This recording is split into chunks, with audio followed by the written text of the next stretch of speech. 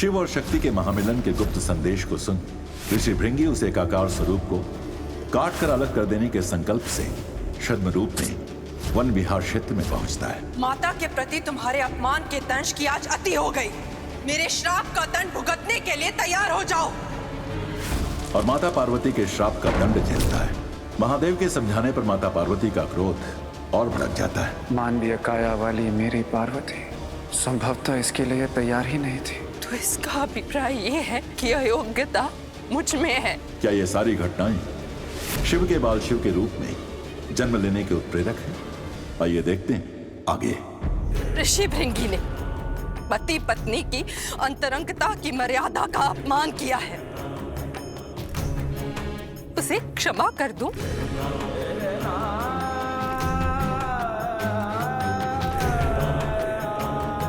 मौन क्यों है महादेव? उत्तर दीजिए। आपकी गिरजा को आपके उत्तर की प्रतीक्षा है महादेव। आपकी अपर्णा को अपने आराध्य से उत्तर चाहिए कि इतना बड़ा अपराध करने के पश्चात भी मैं ऋषि भृंगी को क्षमा क्यों कर दूं?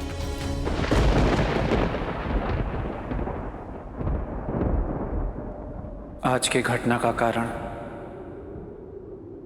भृंगी नहीं है पार्वती।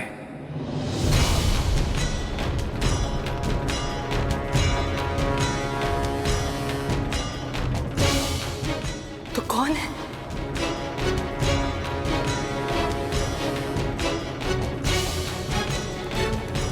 संभवतः शिव शक्ति के संपूर्ण मिलन के लिए कदाचित ये समय ही उचित नहीं था।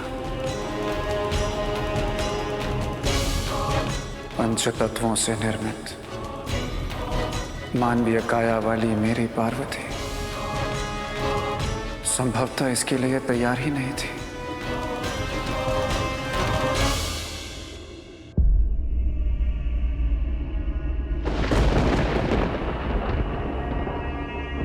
तो इसका अभिप्राय ये है कि अयोग्यता मुझ में है, मुझ में है।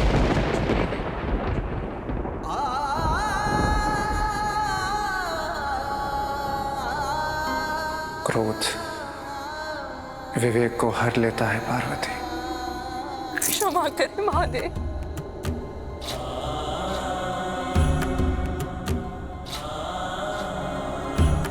मैं भूल गई थी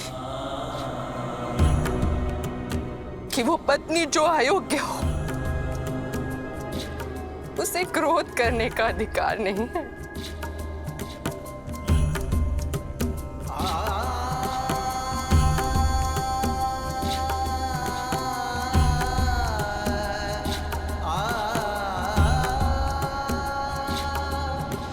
मैं जा रही हूं कैलाश को और आपको मेरी कोई आवश्यकता नहीं।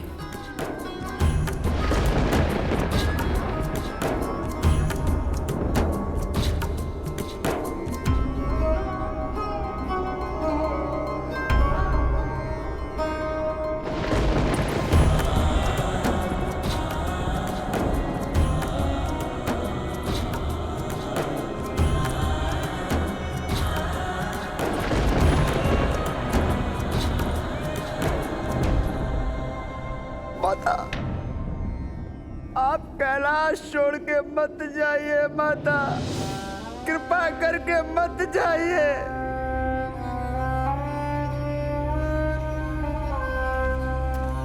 मेरी बुद्धि पर अंधकार छाया था, आज वो अंधकार दूर हो गया।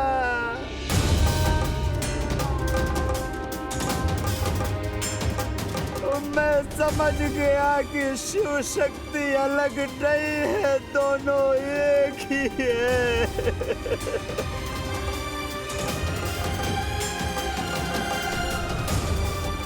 माता, कैलाश आपके बिना अधूरा रह जाएगा। अपनी अन्नपूर्णा से विहीन होकर अनाथ हो जाएगा माँ। ये सब मेरी हट और अज्ञानता का परिणाम है। आप अपने श्रापों से मुझे नष्ट कर दीजिए, परंतु कैलाश छोड़ के मत जाइए माँ।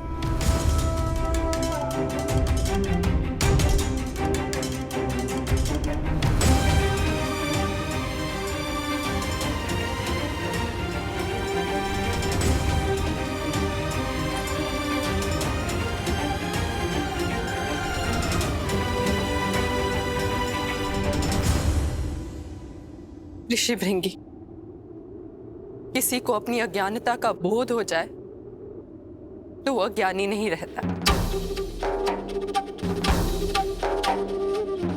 आज मुझे अपनी अज्ञानता का अनुभव हो गया।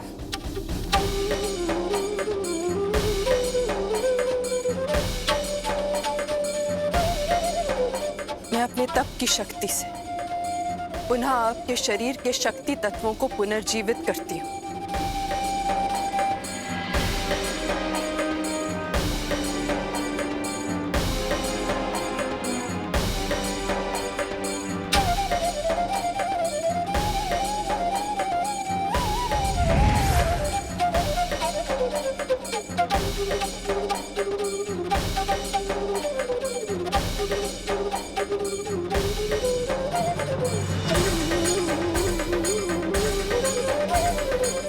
क्षमा कर दो माता, मुझसे भूल हो गई है।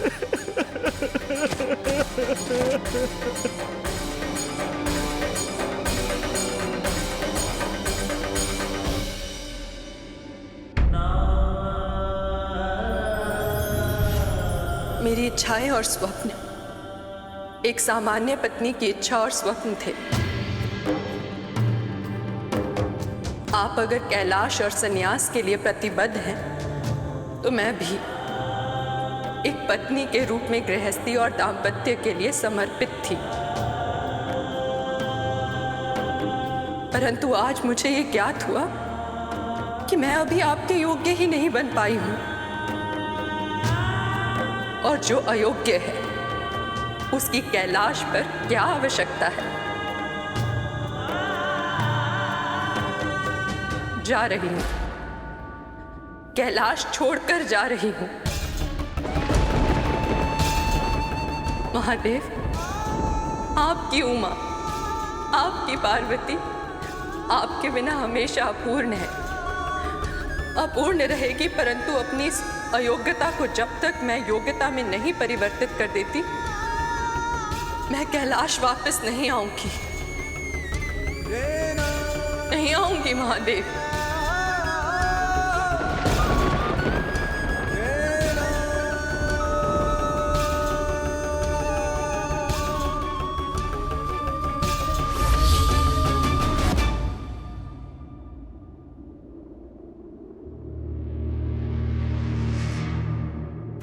मुझे क्षमा करना माता। प्रभु, ये क्या हो गया प्रभु?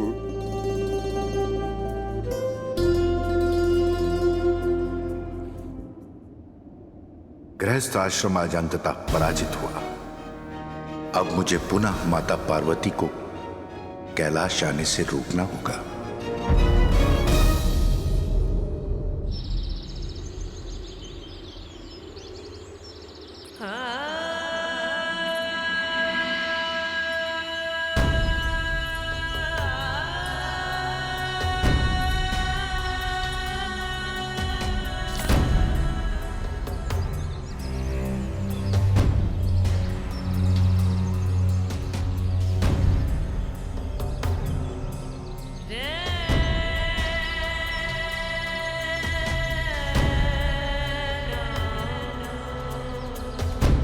शिव शक्ति के संपूर्ण मिलन के लिए कदाचित ये समय ही उचित नहीं था।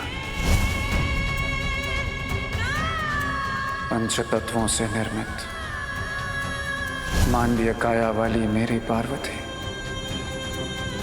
संभवतः इसके लिए तैयार ही नहीं थी।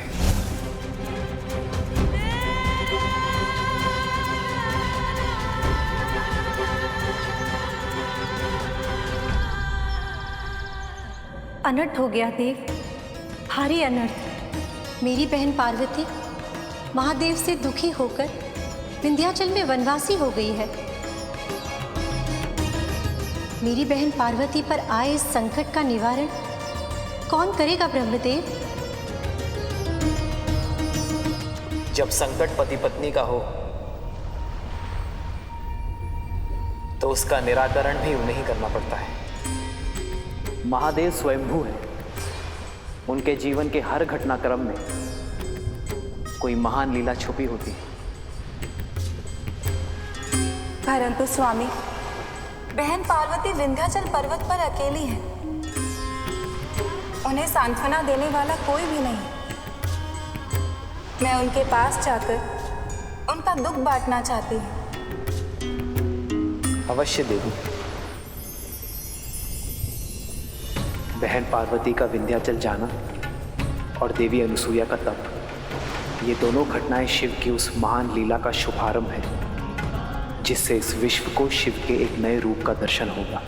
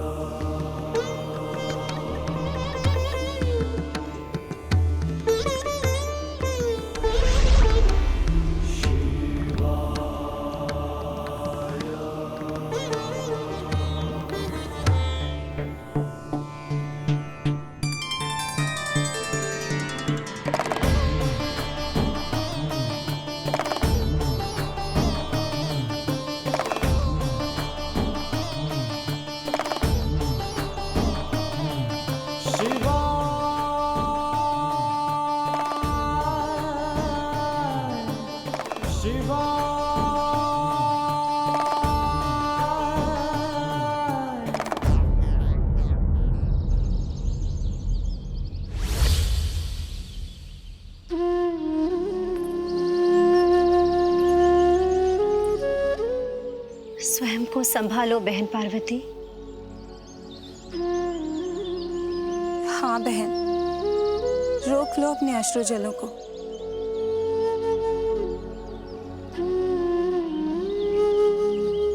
ओम नमः शिवाय, ओम नमः शिवाय, ओम नमः शिवाय, ओम नमः शिवाय,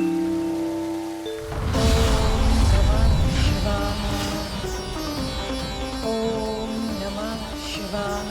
अगर देवी अनुसूया ने त्रिदेव को पा लिया तो स्वर्ग पर असुरों का आधिपत्य होगा। अब मेरे दिक्पाल इसे रोकेंगे।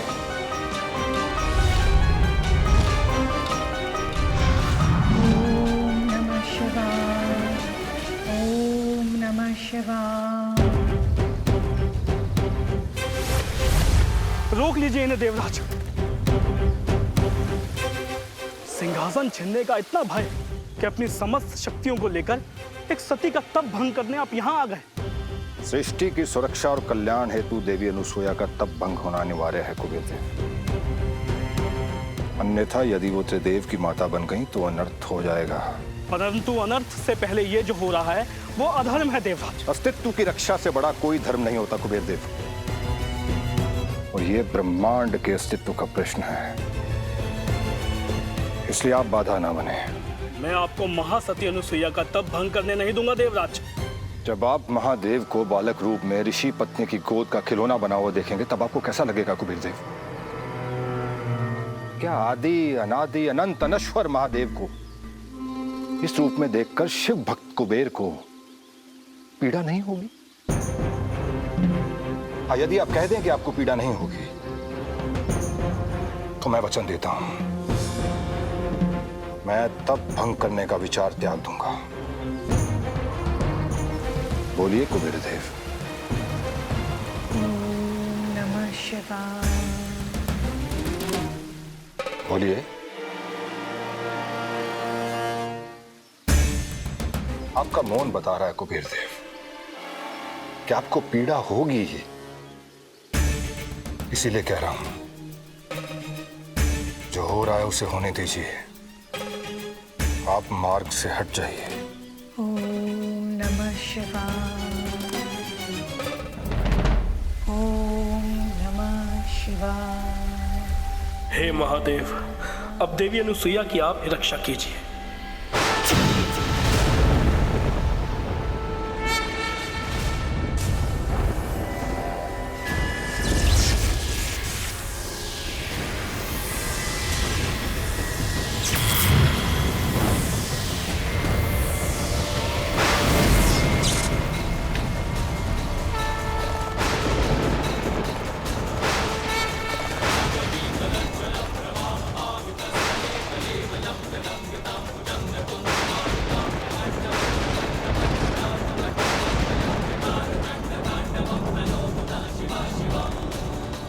नहीं, मेरी शक्ति विफल कैसे हो सकती है?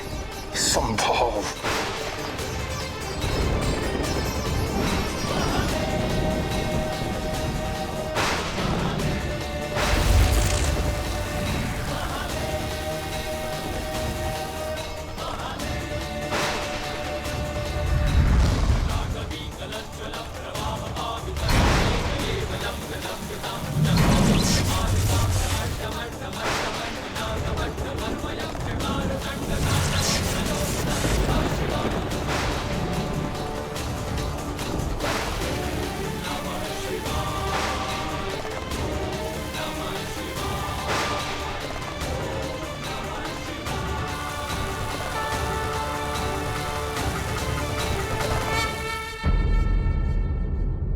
आज जो अनहोनी हुई वो मेरी भूल का परिणाम है। मेरे कारण ही माता का अपमान हुआ है। उनके अपमान और कैलाश से प्रस्थान के दोषी आप नहीं हैं ऋषिभृंगी। अपने आप को मत कोसिए। हम सब ने सुना है महादेव के कथन को। उन्होंने स्पष्ट कहा कि इन सारी घटनाओं का कारण माता पार्वती की अयोग्यता है। देवी जी!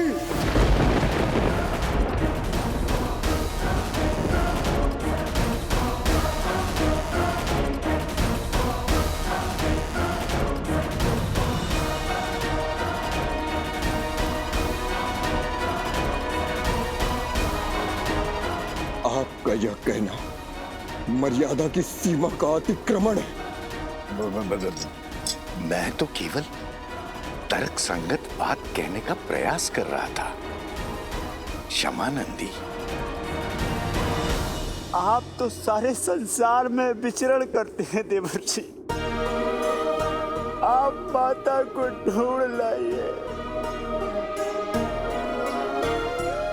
हम सब उनको मना लेंगे। अति उत्तम विचार है तुम्हारा ऋषिभृंगी। मैं अभी जाता हूं। गृहस्थी कभी सर्वश्रेष्ठ नहीं हो सकती।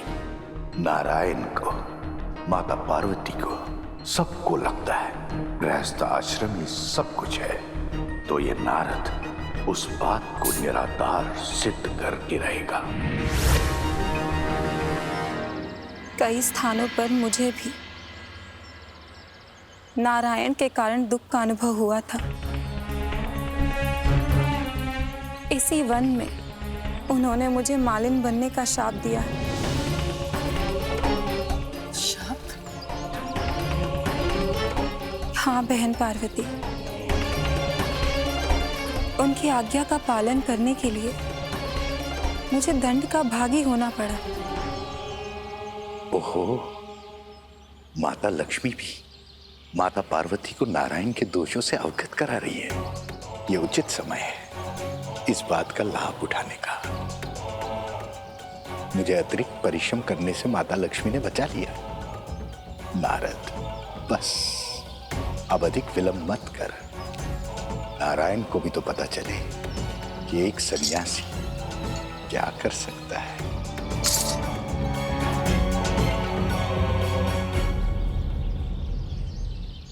प्रणाम माताओं। क्यों देव ऋषि नारद, महादेव ने आपको संदेशवाहक बनाकर भेजा है? नहीं माते, उन्होंने तो कोई संदेश नहीं दिया।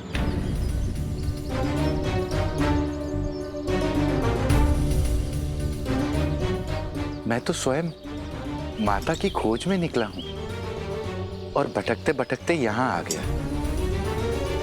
मुझे बहुत भूख लगी है माता। आसपास कुछ है नहीं। भूख सहन नहीं हुई, इसलिए मैं भोजन की सामग्री साथ लेकर आया हूं। कृपा करके इसे पका दीजिए ताकि मैं अपनी शुद्धता शांत कर सकूं।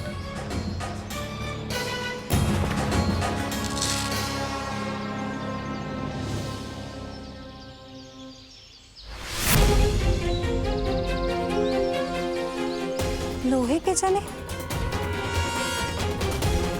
भला लोहे के चने भी कोई पका सकता है क्या?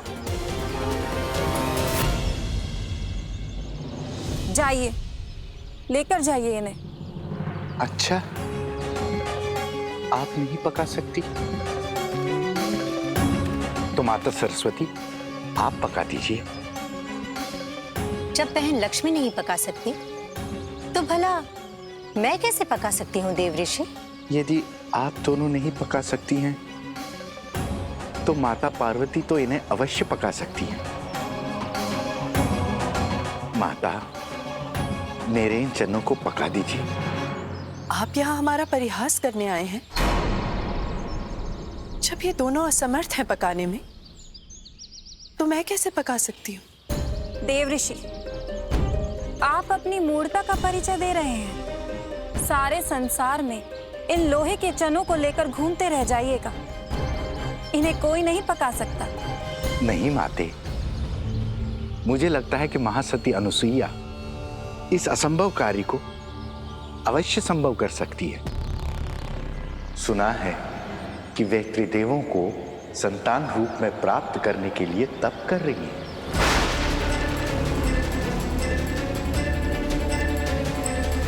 यदि उन्होंने आपके पतियों को, संसार को चलाने वाले ब्रह्मा, विष्णु, महेश को अपने आंचल से बांध लिया तो ये एक असंभव कार्य होगा।